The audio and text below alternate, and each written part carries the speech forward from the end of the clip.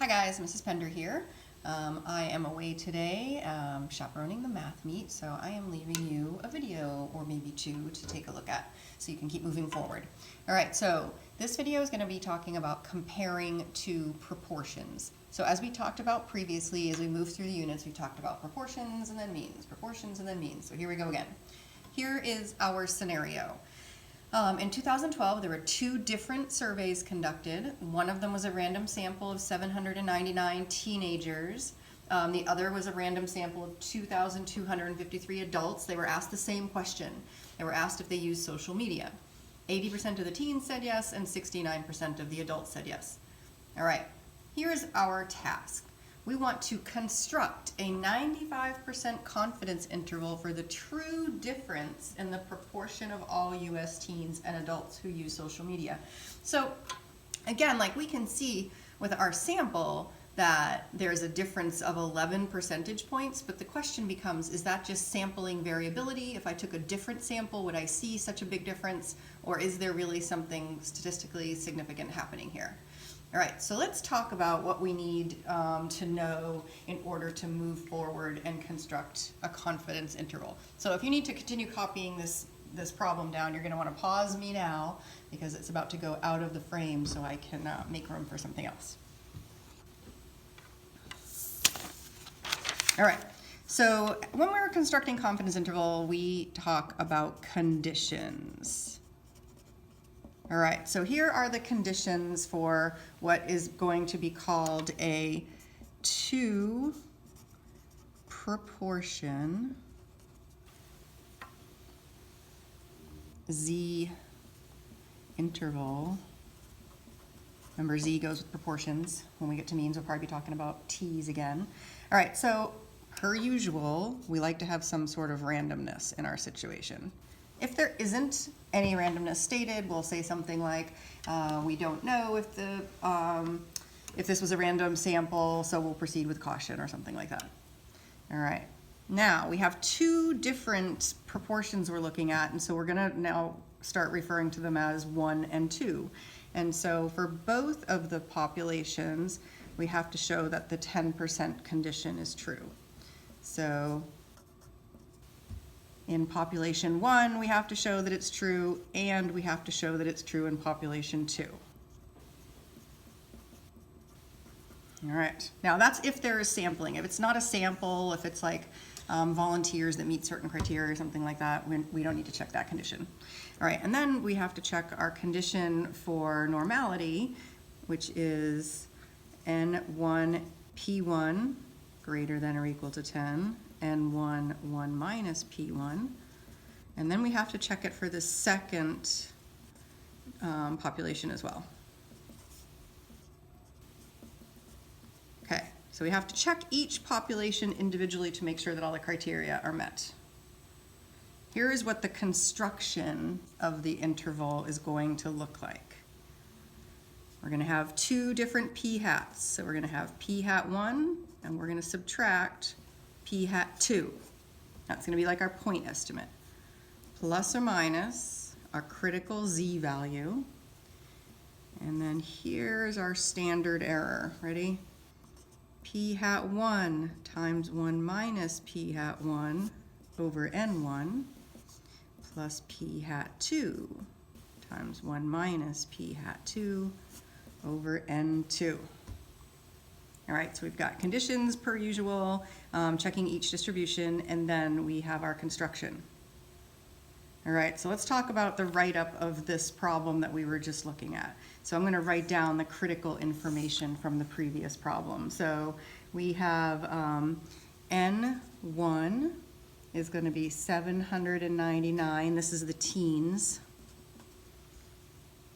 And P hat 1, let's see, 80% of them said yes. And then for the adults, I have N2 and P hat 2. And the sample size for adults was 2253. And for the P hat was 0.69. Okay, here's all my critical information. I'm going to state my problem. Here goes my 4-step process. Ready? I'm stating the problem. So let's see. We have to define our variables, so we're going to let P1 be the true proportion of teens who use social media.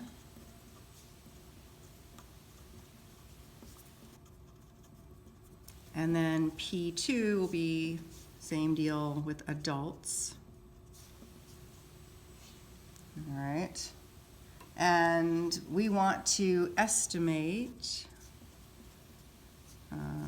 the difference at a certain confidence level. Let's see, they said 95%. At 95% confidence. Good. Okay, let me make sure that's all in the screen there. Sorry about that. There's my state. All right. My plan, this is where I name what I'm about to do. So let's see, my plan is going to be to construct a 2-sample Z interval at 95% if conditions are met.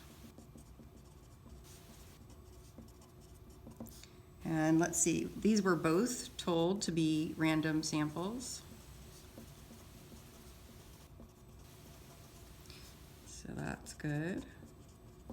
And I can safely assume that there's more than 10 times 799 teens.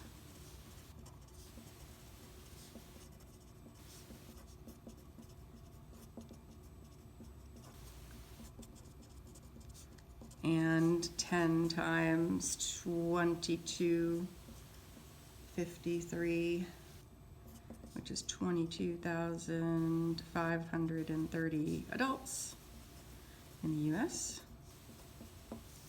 Good. And now I have to check my N1 times P1. I do all 4 of those checks, so here goes. N1 is 799 times 0.8, and then I have to check 799 times 0.2, and then 2253 times 0.69, and 2253 times 0.31, and I need to show that they're all greater than or equal to 10. So you guys can do that. You can calculate those, and they're clearly all going to be greater than 10, so I'm not concerned. So you're going to do that, and I'm going to move forward.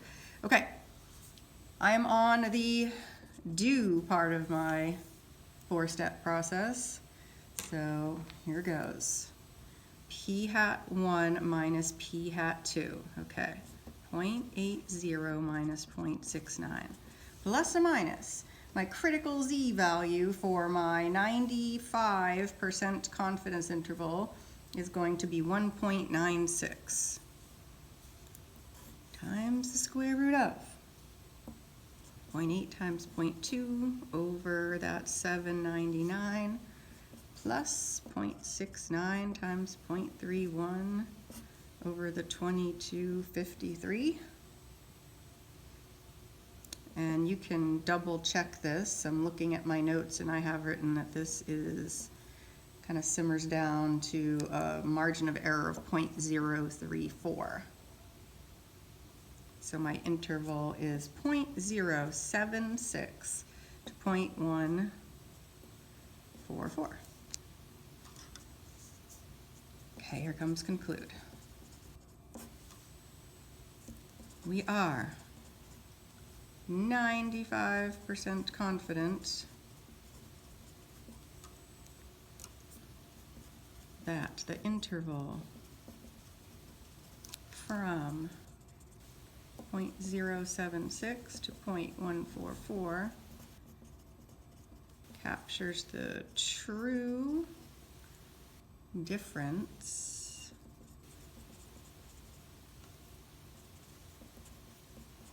in the proportion of US adults and teens who use social media. Okay. So this should look familiar because we've been talking about the four-step process. We've talked about confidence intervals before.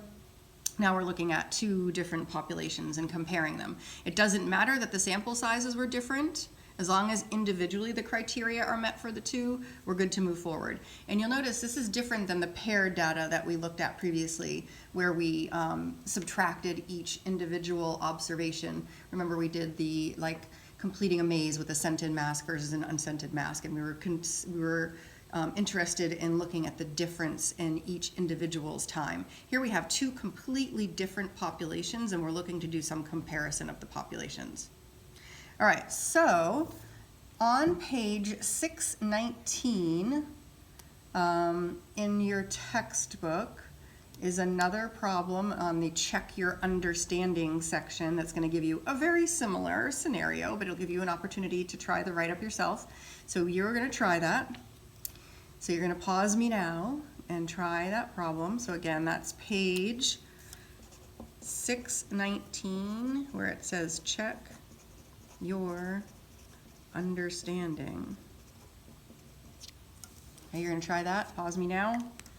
And then I'm about to show the solution. So make sure I'm paused. Come back when you're done.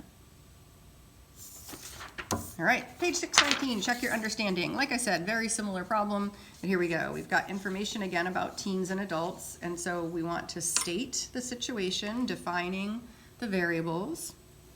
We want to talk about our plan, checking our conditions, and here comes the good part. Here is the do and the conclude. This is where probably the most important part of the problem is.